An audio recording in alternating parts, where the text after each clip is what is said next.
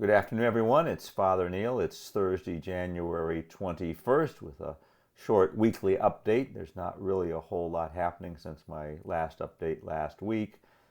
Certainly, I'm very grateful that the inauguration took place yesterday without any more violence, and hopefully, the president will follow through to be a unifier and try to hear all the voices and bring healing together. We can certainly continue to pray about that. Obviously, the nation just celebrated Martin Luther King Day this past Monday, and of course, he was one for nonviolence and bringing people together. And so, hopefully, that will be the tone that gets set moving forward. Other good news, I suppose, is that the COVID positivity rate in Illinois is coming down, and the governor is looking at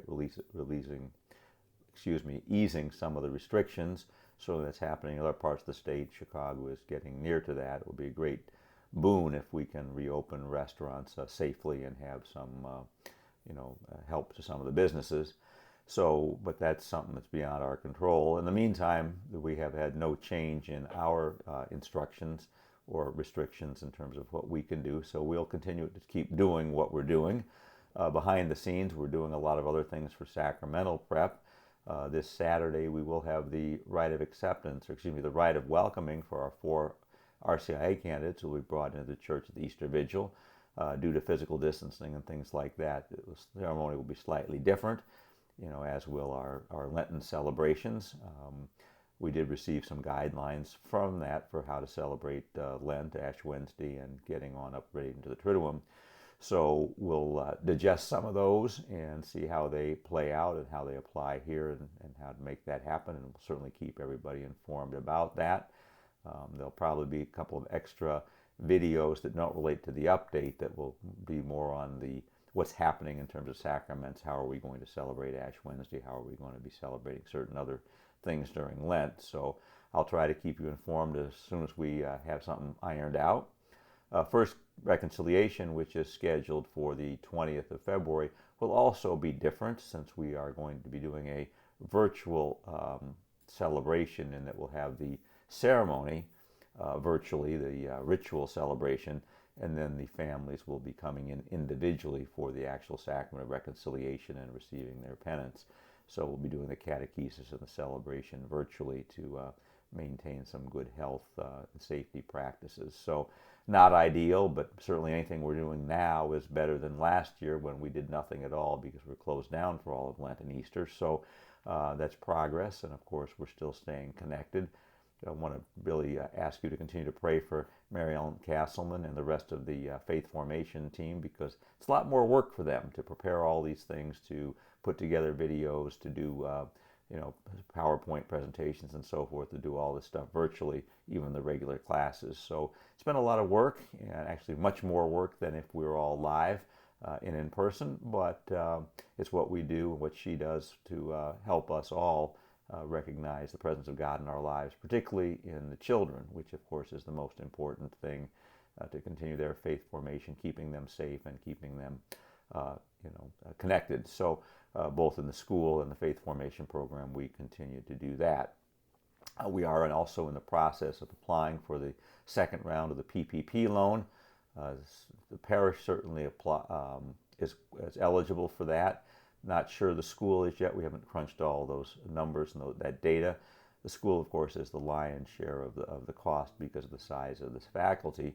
But anything that we can get back to help ease the costs of running our parish in this time would be greatly appreciated. So our operations director, James Hooper, is working on that, and I think we'll be filing the preliminary application sometime tomorrow. So that's good news. Hopefully we'll get something from that. In the meantime, school's back in session, seems to be going well. We've had a few more, I think 11 more students come back to in-class learning, so that's required a little more shuffling around in the school rooms to make sure that physical distancing is maintained and all that good stuff.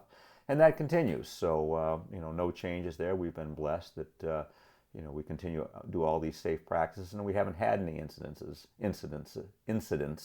So that's good news. So we're doing some things right, even though it's not ideal. And certainly we look forward to the day when all of our parishioners can come back to church safely and we can get back to those normal social and spiritual and sport board activities.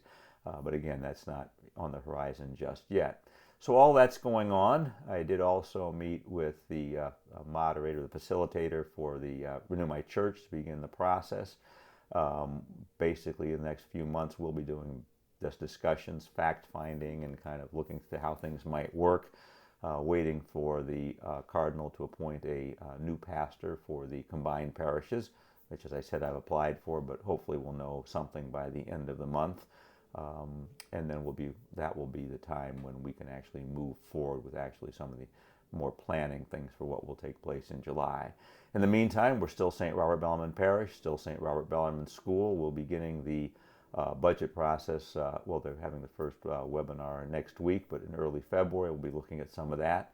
Mrs. Tenzillo was obviously looking at enrollment, and so we're trying to figure out how best we can get our enrollment up, improve our marketing efforts, and try to get the number of students up, which will, of course, determine our staffing levels.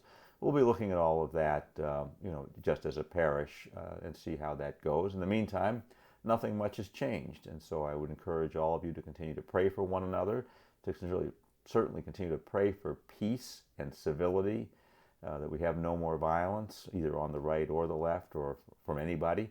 And that we can all try to do the best we can, not only at the federal government level, but here ourselves in our community.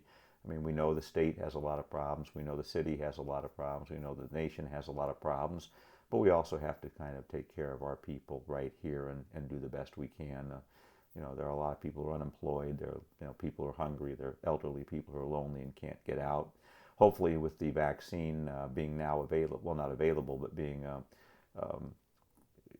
queued up for those who are 65 and also those who are first-line workers like grocery clerks, etc., that as we get more supply, we'll be able to get those folks vaccinated very quickly and then be able to try to get back somewhat more to normal. So that's all in our prayers, and we'll continue to do that.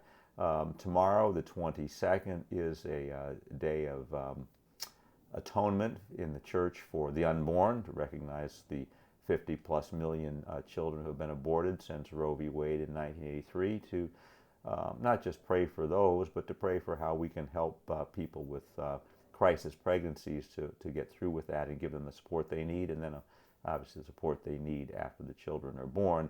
It's a big function of the Women's Center. Their work has been curtailed quite a lot during the COVID crisis, but that's what we do. How do we journey with people in pregnancy, crisis pregnancy? How do we journey with them once the children are born? Because as we all know, that there is life after birth, and that we have to take care of the family and the mother and the father as well, not just simply make sure the baby's born alive. That's obviously the most important thing in the beginning, but we need to continue to work with them and support them along the way. So tomorrow, if you could take a few moments of silence to say a prayer and ask God to give you some direction, to see if there's anything you can do to help that situation in your own neighborhoods or whatever, that would be a good thing to do for all of us. So until next week, God bless you all. We're still going to be in ordinary time now for a few more weeks. Ash Wednesday is the 17th of February, so I'm looking at things I can do for my own spiritual life to plan a good Lent. It's not too late or too early to start planning a good Lent, so I'd invite all of you to do that as well. In the meantime, God bless you. Have a wonderful weekend and a great week ahead.